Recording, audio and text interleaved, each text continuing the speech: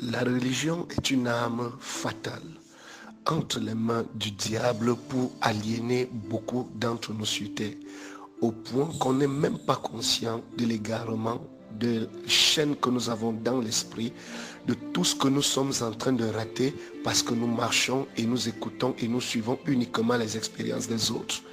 Bonjour une fois de plus ce matin. Je suis comme ça le Mirador pour l'exhortation matinale. Alors, je suis là, nous allons lire dans le livre de Romains chapitre 12 au verset 2, dans la Bible version Semeur. Ne vous laissez pas modeler par le monde actuel, mais laissez-vous transformer par le renouvellement de votre pensée pour pouvoir discerner la volonté de Dieu. Ce qui est bon, ce qui lui plaît, ce qui est parfait. Alors, la volonté de Dieu. En chacun de nous, il y a ce qu'on appelle une conscience divine, spirituelle, une conscience qui a été incarnée en nous.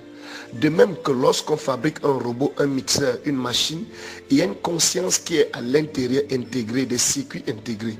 Dans l'ordinateur, on l'appelle le processeur. C'est là où est codé toutes les informations pour exécuter les tâches dans l'ordinateur.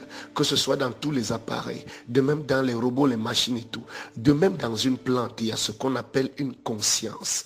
C'est cette conscience-là qui permet à la cellule, lorsque la plante est coupée, de reproduire une autre branche, lorsqu'elle est attaquée, de reproduire d'autres écorces, elle est capable de générer, d'agir, d'opérer, et elle est capable de réguler certaines choses à une certaine limite. C'est le pourquoi de même dans ton organisme, il y a ce qu'on appelle une conscience. Alors, je voulais te dire aujourd'hui, où est la volonté de Dieu? Où elle se cache en toi? Eh bien, aujourd'hui, sache-le. La volonté de Dieu se cache dans ta conscience. Lorsque la Bible parle de l'intelligence, le renouvellement de l'intelligence, elle parle de la conscience. Lorsqu'elle parle du renouvellement de la pensée, elle parle de la conscience. À cause de tout ce que tu as vu dehors, à cause de tout ce que tu as découvert lorsque tu es venu sur la terre, à cause de tout ce que tu as découvert dans ta famille, à cause des non, il ne faut pas ceci, non, il ne faut pas cela, non, il faut ceci, non, il faut cela, ta conscience a été reprogrammée de façon négative. Ta pensée a été reprogrammée de façon négative. Les dogmes, les credos, que ce soit partout, nous avons écouté cela, sont venus pour nous enchaîner. On passe le temps à reproduire ce que les autres ont déjà fait. Mais comprends une chose, la génération occidentale, ils sont sortis de ces chaînes, mais eux, ils nous ont enchaînés plutôt avec cette conscience spirituelle qui est la leur. Nous avons une conscience divine en nous.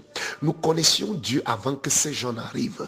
Alors ne pense pas qu'aujourd'hui tu ne peux pas connaître Dieu. Non, il y a des chaînes dans ta tête, des chaînes de tout ce que tu vois autour de toi. La conscience que Dieu a programmée en toi te permettra d'être quelqu'un, te permettra d'être quelque chose. Apprends à faire confiance à cette conscience. Apprends à l'étudier, apprends à la connaître. C'est le pourquoi chaque fois que tu fais quelque chose qui n'est pas bien, ta conscience rayonne.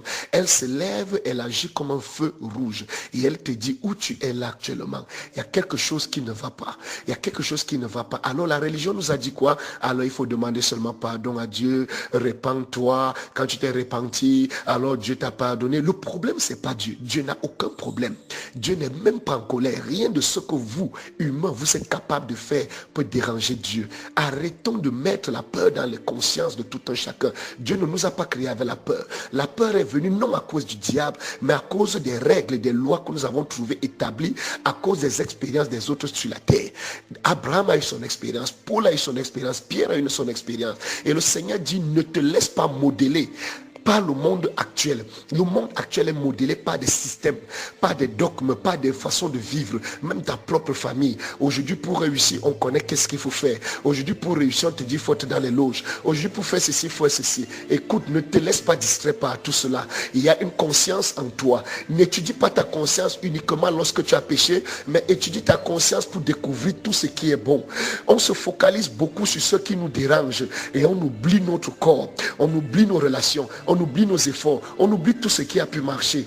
Quand un astronaute va hors de notre planète, ce ne sont pas les étoiles qu'il regarde, non. Mais il se retourne et il regarde plutôt quoi? Il regarde avec des larmes notre propre planète. Il essaye de voir cette planète loin des barrières, loin des frontières, loin de tout ce qui pouvait les empêcher de voir totalement. On se rend compte de la valeur des choses quand on ne l'a plus? Faut-il toujours perdre quelque chose pour l'apprécier? Faut-il toujours perdre quelque chose pour que notre conscience puisse nous dire qu'il y a quelque chose que tu as perdu? Alors stop à tous ces mensonges. Stop à tous ces mensonges qu'on ose croire. Stop au regret qui me fait croire que c'était mieux avant. Stop à la comparaison qui me fait croire que ce serait mieux autrement.